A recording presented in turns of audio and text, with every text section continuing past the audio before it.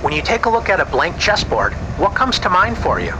Do you consider it a canvas with unlimited potential, the beauty just waiting to be discovered? Or perhaps you see 64 squares, 32 light and 32 dark.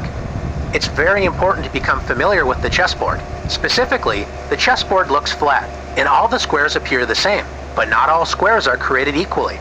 Consider the center squares E4, D4, D5, and E5. These squares are the chess mountain, the highest point on the chessboard.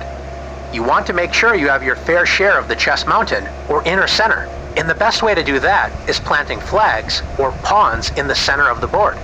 You're claiming E4 as your territory on the mountain. Black will often play E5, doing the same thing. The squares surrounding the chess mountain, or inner center, is what we call the outer center. You can consider the outer center as the chess hill, not as high as the chess mountain, but still elevated above all the other squares. When we think about developing our pieces, think about the chess mountain and hill, or inner center and outer center. We want to develop our forces to help control these critical squares.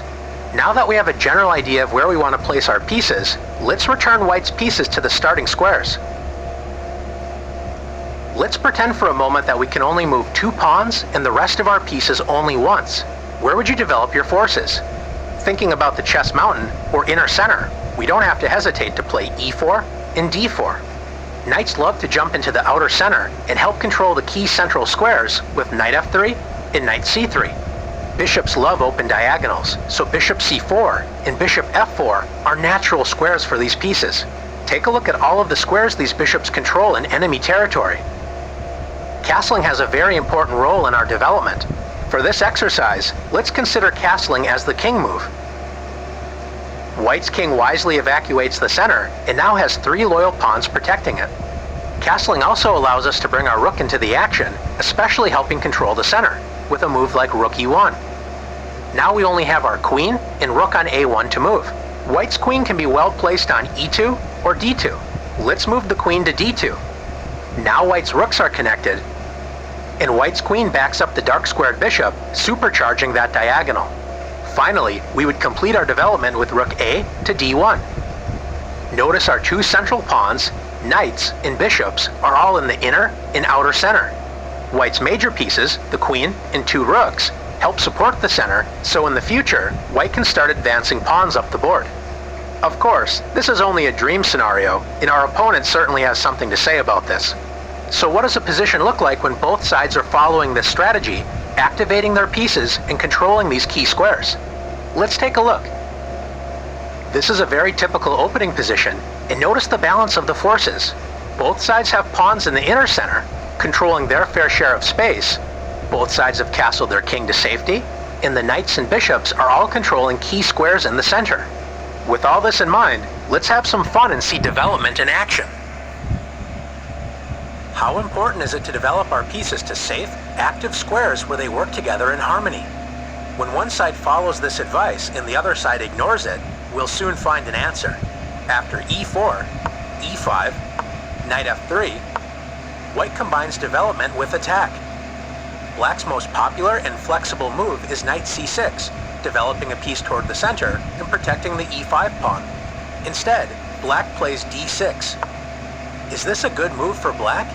It depends on which bishop you ask. Black's light-squared bishop enjoys a newly opened diagonal, but Black's dark-squared bishop isn't exactly thrilled that it's blocked by its own pawn on D6 and cannot enter the action in the center. Although this move isn't bad, Black's dark-squared bishop will have to accept a more passive role than we would prefer. White's bishop on the king side has no such worries after bishop C4, where it controls key central squares and is pointing directly at Black's weak F7 pawn. Black decides to develop the knight on B8. What is the best square for this piece? If Black plays knight A6, when a knight moves to the edge of the board, a famous saying is, a knight on the rim is dim. Black's knight only controls 4 squares, and none of them are squares in the inner center. Let's compare the last move with knight C6. Developing the knight toward the center with knight C6 is the best square for this piece. It controls both E5 and D4, key central squares, and controls a total of 8 squares, twice as many as it controlled on the edge of the board. Black selected a third option and played knight d7. The knight only protects the e5 square in the center, so it's less active. And now Black's light-squared bishop cannot move. White continues to demonstrate positive development with knight c3. And once again, Black makes a passive knight move with knight e7. Instead of working together, Black's pieces are standing in each other's way. Notice that both of Black's bishops cannot move, which means the knights would have to move again in order to free the natural diagonals for the bishops, wasting more time. Time is not on Black's side, and White punishes Black's poor development immediately with knight g5. Notice how White's pieces are working together. The knight on g5 joins the light-squared bishop in attacking the weak f7 pawn.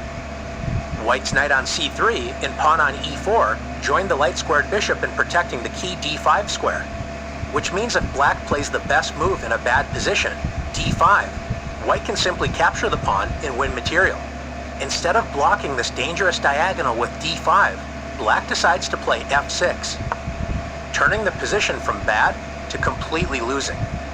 What would you play as White? You may notice that the queen on d8 is trapped, so you could actually win this piece with knight e6 or knight f7. But is there an even stronger move to play? If you found bishop f7, checkmate, great job.